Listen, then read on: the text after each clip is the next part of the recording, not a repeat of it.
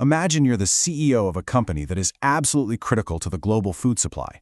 You walk in one morning and bam, a single event has kicked off a crisis of unbelievable proportions. This isn't some business school hypothetical. Well, that's exactly what happened to the world's largest meat processor. And the whole story really starts with one terrifying number.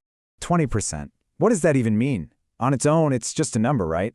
But in this story, it represents something millions of us rely on every single day. We're talking about 20% of the entire U.S. beef supply. I mean, think about that. That's 1 out of every 5 burgers, every 5 steaks that people across the country eat.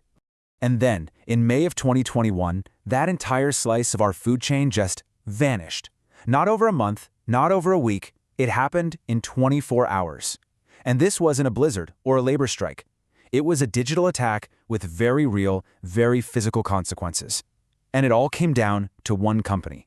That company is JBS S.A. Now, you might not recognize the name, but I can pretty much guarantee you've seen their products in your grocery store.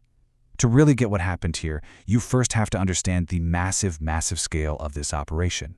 So JBS isn't just a big company, it is an absolute titan. We're talking about the world's largest protein producer. $77 billion in revenue, operations in 20 countries. It's a behemoth. But here's the kicker, the hidden weakness, right there at the bottom. Like so many modern giants, it runs on a just-in-time logistics model. It's super efficient, yeah, but it's also incredibly fragile. There's no slack in the system, no room for error. And boy, was that fragility about to be tested. The problem wasn't a lack of cattle or broken machinery in the way you'd think. The entire global assembly line went dark because of something happening in the ones and zeros of cyberspace. So here's how it went down. On May 30th, 2021, a really nasty ransomware group called REvil launched their attack.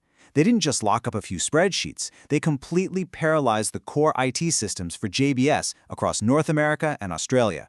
And the result was immediate and catastrophic. A total shutdown of their slaughterhouses. But hang on, how does a software problem physically stop a meatpacking plant? Okay, the answer comes down to this really important concept, IT/OT convergence.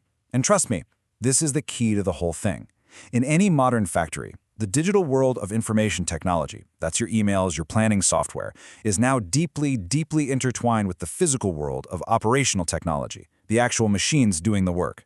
Think of it like this. You've got 2 worlds colliding. The IT side is the brain, handling all the planning, the scheduling, the logistics. The OT side is the body, the conveyor belts, the grinders, the packaging machines.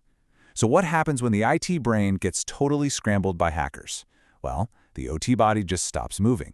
You can't safely run the machinery without the brain telling it exactly what to do. The entire assembly line grinds to a halt. This complete shutdown forced the JBS executive team into an impossible situation.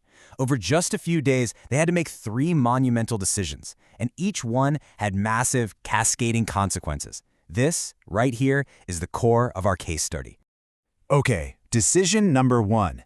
Picture this. The attack is spreading like wildfire through your network. What's your first move? Do you try to keep the plants that aren't hit yet running to stop the financial bleeding? Or do you take a much more drastic step to stop the spread? So what did they do? They chose systemic isolation. Basically, they hit the big red button and voluntarily shut down their entire global network. I mean, wow, that's a gut-wrenching choice, right? It guarantees huge financial losses. But from a security point of view, it was absolutely the right call. They put the health of their systems ahead of short-term revenue to stop the hackers from doing even more damage.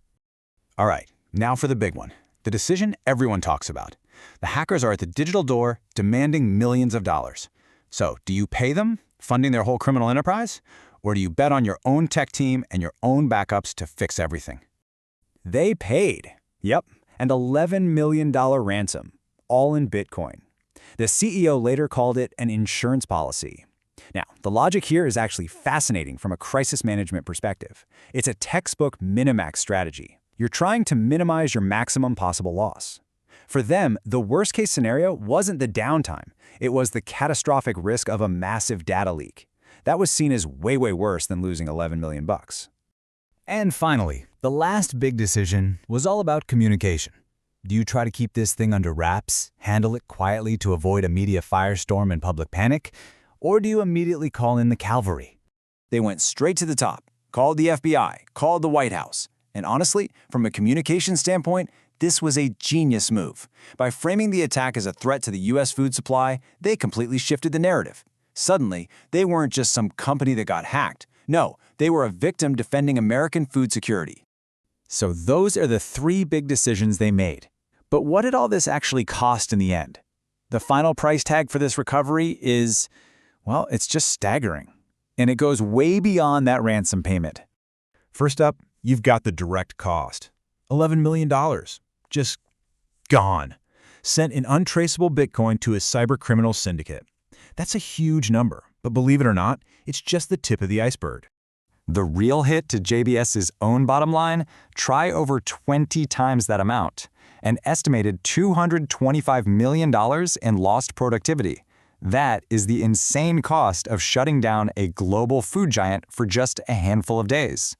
And then there's this. This is the number that just blows my mind. The ripple effect across the entire global food industry, from farmers to trucking companies to price hikes at your grocery store, is estimated at a cool $1 billion, all from one single cyber attack. Which brings us to our final section, the part that really makes you think. It all comes back to that $11 million payment, and a little piece of information that changes, well, it changes everything. It raises a question that every single business leader needs to be asking themselves. Okay, get ready for the twist. JBS was back up and running in just 5 days. That is incredibly fast. And how'd they do it? They had a secret weapon. Fantastic, encrypted, offline backups. This is huge. It means they didn't actually need the hacker's decryption key to get their systems working again. They could have recovered all on their own. So, why on earth did they pay? Well, the CEO himself, Andre Nogueira, framed it perfectly. He called it an insurance policy. See, the payment wasn't just to get their systems back. It was to buy the hackers' promise, for whatever that's worth, that they wouldn't leak the mountains of sensitive company and customer data they had stolen. And that right there is the million-dollar question. Well, the $11 million question. Knowing they had the tech to recover, was that payment a smart, prudent expense to stop a potentially devastating data leak? Or was it a massive strategic error that funded criminals and basically put a giant target on their back for future attacks? It's a really tough call, isn't it? Kind of puts you in the hot seat. So what would you have done?